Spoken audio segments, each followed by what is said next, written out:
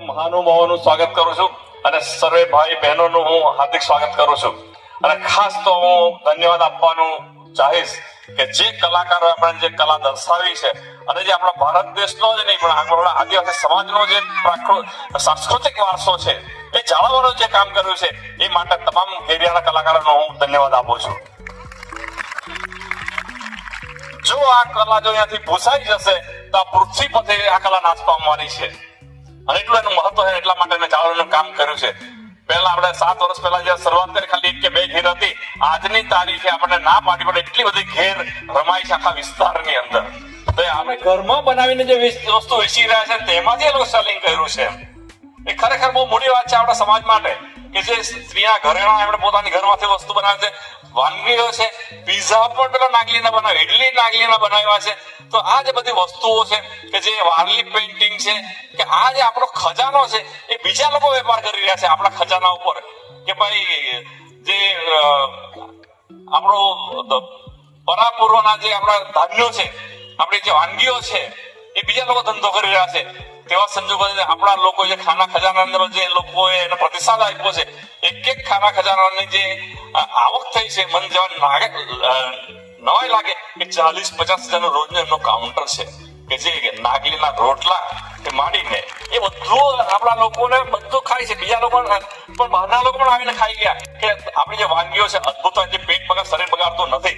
તો તેવા સંજોગો આ આપણો જે ટ્રાઇબલ ટ્રેડ ફેર છે એ બહુ મહત્વનો બની જાય છે. આપણા વિસ્તારમાં જે વિપુલ તકો રહેલી છે, આપણી જે વસ્તુઓ છે, પરંપરાગત વસ્તુ, કુદરતી વસ્તુઓ છે, એમાં જે મૂલ્યવર્ધન કરીને આપણા લોકોએ રોજગારી મેળવવાની છે અને ગામની જે રોજગારી છે એ આજુબાજુના વિસ્તારને પણ એનો લાભ મળે. એટલે આપણે પગભર બનીએ, સ્વાભિમાનથી જીવીએ અને ખુમારીથી જીવીએ, એ આજનો એક સંદેશ છે. આજની યુવા પેઢી માટે બહુ મહત્વનો છે કે એમને વિચાર આવે કે મારે પોતાના પગ પર ઉભા રહેવું છે. આજે માણસ 20, 21 થી 25 વર્ષનો થાય, 25 વર્ષે પણ જો એના લગ્ન આપણા બાઈ બાપ કરાવે, લગ્ન કર્યા પછી એને પોહવાનું, એને ભાઈ ફરવા જવાના પૈસા આપવાના, એને પેટ્રોલના પૈસા માઈ બાપે આપવાના, તે આપણા લોકોને શરમ આવી જોઈએ. હું તો કે પોઈના લોકો લગ્ન હું નહીં કરવા જોઈએ. બીજી વસ્તુ તમને જણાવું કે આજે જે દીકરીના લગ્ન કરવાના આવે ને, દીકરીના લગ્ન કરવાના આવે ને ત્યારે કેવો છોકરો શોધે? પહેલા પૂછે સરકારી નોકરી છે કે, સરકારી નોકરી છે કે, માંદી ટૂંકે સરકારી કોઈના લોકો માય બાપ તૈયાર થઈ જાય. પણ જો એ ધંધો કરતો હોય અને સારી એવી રકમ કમાતો હોય તો એને બિચારાને લગ્ન કરવાનો ફાફા પડી જાય છે, એને કોઈ પોરી આપવા તૈયાર નહીં મળે. તો આપણા સમાજને માનસિકતા બદલવાની જરૂર છે કે જે પોતાના પગ પર ઉભો છે, જેને પોતાના તાકાતથી આગળ વધ્યો છે તેને તમે પ્રાથમિકતા આપો કે પહેલી પોરી તો આ જે પોતાના પગ પર પોતાના દમ પર છોકરી આપીશ. તે મા બાપે માનસિકતા કેળવવાની જરૂર છે.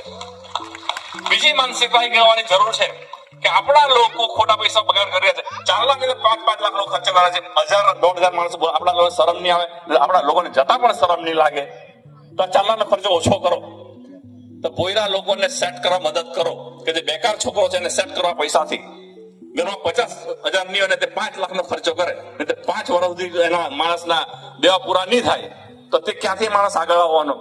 દીકરા દીકરીઓને તમે ખુમારીથી જીવે એ પ્રકારનું તમે એને વાતાવરણ સર્જન કરી આપો. આજે તો કેવા છે વેપારી લોકો તૈયાર છે તમને બધું આપવા માટે.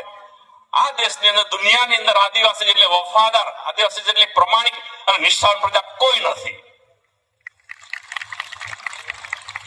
અને એટલા માટે વેપારીઓ આપણને તમારે જે જોઈએ તે લઈ આવો, તમારે પૈસા ક્યાંથી માંગ્યા છે અને આપણા લોકો ભાવ નથી પૂછતા અને બધી વસ્તુ દુકાનમાંથી લે અને 100% ખાતરી છે એ બધું આપણને આપી જ દેવાનું, રૂપિયો એ બાકી નથી રાખવાનો એમ.